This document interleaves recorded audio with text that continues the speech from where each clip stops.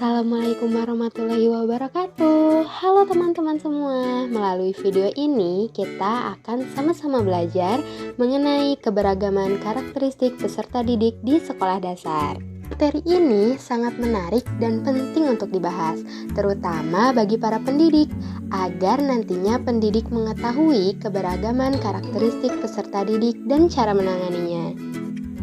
Materi keberagaman karakteristik peserta didik terbagi menjadi 5 submateri, yaitu hakikat karakteristik individual, karakteristik yang berkaitan dengan kemampuan awal atau prerequisite, skill dan aspek psikomotor, karakteristik yang berkaitan dengan latar belakang dan status sosiokultural, karakteristik yang berkaitan dengan perbedaan kepribadian, dan yang terakhir, manfaat mengetahui keberagaman karakteristik peserta didik bagi guru.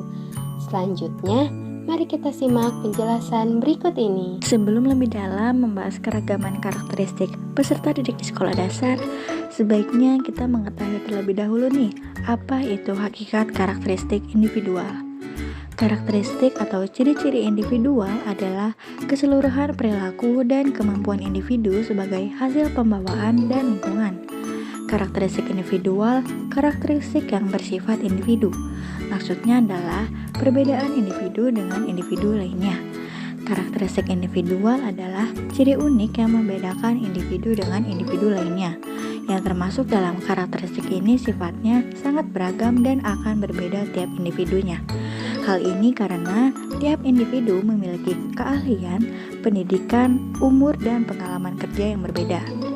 Nah, faktor yang mempengaruhi adanya keragaman individual ini karena nature, di mana pembawaan yang bersifat alamiah atau karakteristik individu yang dibawa sejak lahir atau diwariskan dari keturunan, di mana karakteristik keturunan ini dibawa sejak ia lahir, baik yang berhubungan dengan faktor biologis maupun sosial psikologis. Lalu yang kedua ada nurture, di mana karakteristik individual ini diperoleh dari pemeliharaan atau pengasuhan dari faktor-faktor lingkungan yang mempengaruhi individu sejak dari masa pembuahan sampai selanjutnya. Nah, selanjutnya ada karakteristik yang berkaitan dengan kemampuan awal atau prerequisite skill dan aspek psikomotor. Yang pertama ada intelektual atau kecerdasan intelektual, di mana istilah ini digunakan untuk menjelaskan sifat-sifat berpikir yang meliputi memecahkan masalah, menalar, dan memahami gagasan hingga daya tangkap dan berpikir abstrak. Yang kedua ada kemampuan berpikir, di mana kemampuan ini adalah kemampuan seseorang menggunakan otak atau domain kognitif dan hati atau domain afektif sebagai landasan kepada keyakinan atau action. Nah, yang terakhir ada hal-hal yang berhubungan dengan aspek psikomotor. Aspek psikomotor adalah aspek yang berhubungan dengan kemampuan keterampilan atau skill seseorang. Atau pengertian lainnya meliputi semua tingkah laku yang menggunakan saraf dan otot badan. Psikomotorik berhubungan dengan pengembangan motorik, koordinasi otot, dan keterampilan-keterampilan fisik. Oke, selanjutnya ada karakteristik yang berkaitan dengan latar belakang dan status sosiokultural. Nah, yang pertama, kami akan bahas mengenai aspek latar belakang, terbagi menjadi 5. Yang pertama adalah latar belakang ekonomi. Peserta didik yang sedang mengikuti proses pendidikan pada suatu lembaga pendidikan berangkat dari latar belakang ekonomi yang berbeda-beda. Ada yang dari ekonomi rendah, sedang, dan tinggi. Nah, latar belakang ekonomi ini sedikit banyak akan mempengaruhi terhadap perilaku anak dan secara tidak langsung dapat mempengaruhi pada proses pendidikan di sekolah. Dan yang kedua ada latar belakang pendidikan orang tua. Latar belakang pendidikan orang tua ini dapat pula mempengaruhi kepada pola pikir dan pola asuh anak, sehingga di sekolah guru harus memahami berbagai latar belakang pendidikan orang tuanya supaya dapat memahami kondisi peserta didik. Yang ketiga ada latar belakang proses kelahiran. Latar belakang proses kelahiran peserta didik perlu pula diketahui dan difahami oleh guru. Ada peserta didik yang dilahirkan melalui proses persalinan yang normal dan ada pula melalui operasi sesar. Proses kelahiran ini dapat berpengaruh terhadap perilaku dan kesehatan anak. Selanjutnya ada latar belakang pekerjaan orang tua. Latar belakang ini biasanya sangat berkaitan erat dengan latar belakang pendidikan. Berbagai jenis latar belakang pekerjaan orang tua perlu diketahui oleh guru. Ada yang latar belakang pekerjaannya petani, pedagang, guru, TNI, dan yang lainnya. Dan yang terakhir ada latar belakang pola asuh orang tua. Pola asuh sangat berpengaruh bagi perilaku dan karakter anak. Oleh siapa anak itu diasuh, itulah yang mewarnai perilakunya kelak. Ada 4 gaya pengasuhan yang berbeda, karakteristik mereka dan dampaknya pada anak-anak. Nah, selanjutnya mari kita bahas aspek sosiokultural. Yang pertama ada budaya. Budaya di Indonesia seperti yang kita tahu sangat beragam ya teman-teman. Setiap peserta didik memiliki budaya yang berbeda-beda. Hal ini sesuai dengan asal daerahnya masing-masing. Lalu yang kedua ada bahasa. Sesuai dengan daerah asal, maka bahasa pun berbeda-beda. Ini adalah bentuk keragaman yang ada di Indonesia. Tidak hanya terdiri dari bahasa Indonesia saja, tetapi terdiri dari beribu-ribu bahasa daerah. Nah, selanjutnya ada suku.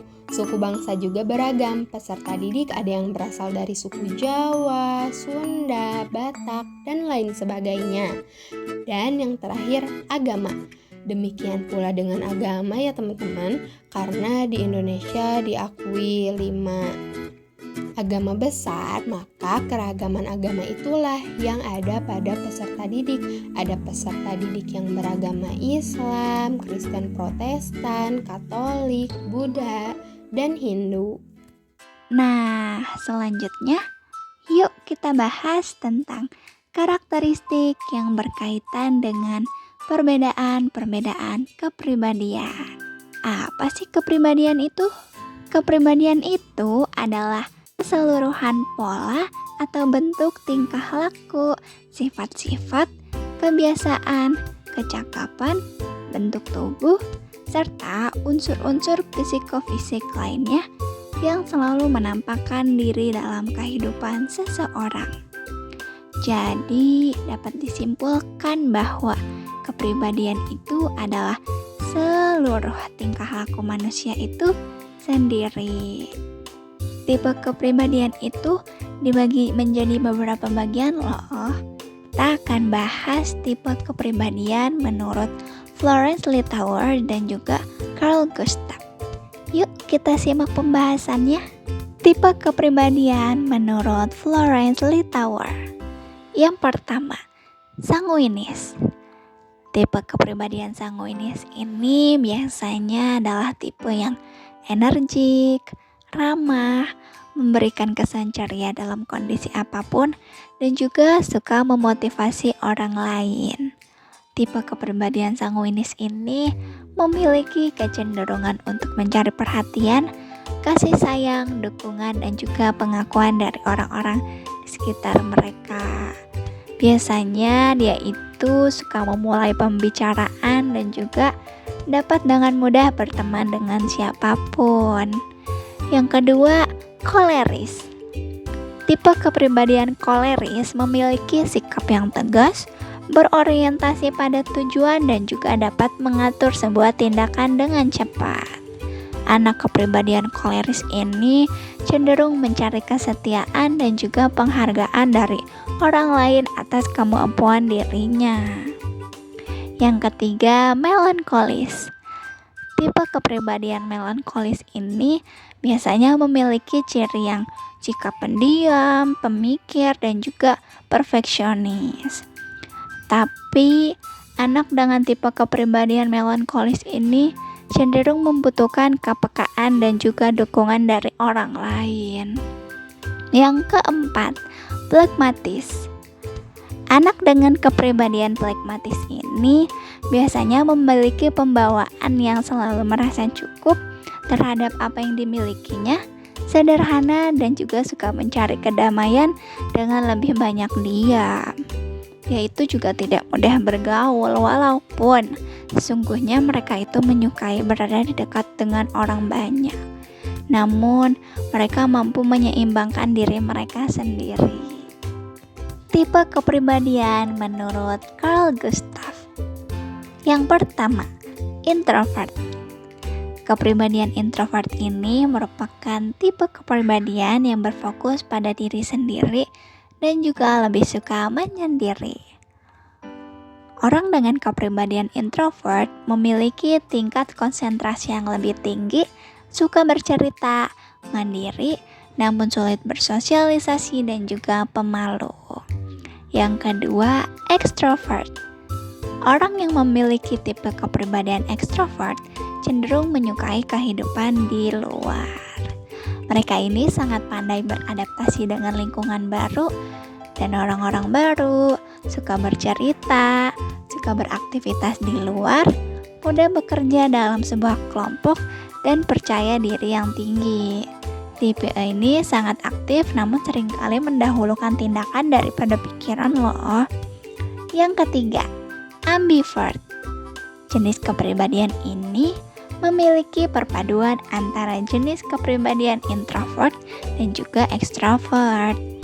Orang ambivert menjalani kehidupannya lebih seimbang karena dia itu tahu kapan akan menjadi tipe extrovert dan juga kapan dia akan menjadi tipe introvert ketika dia menginginkan dan sesuai kebutuhannya.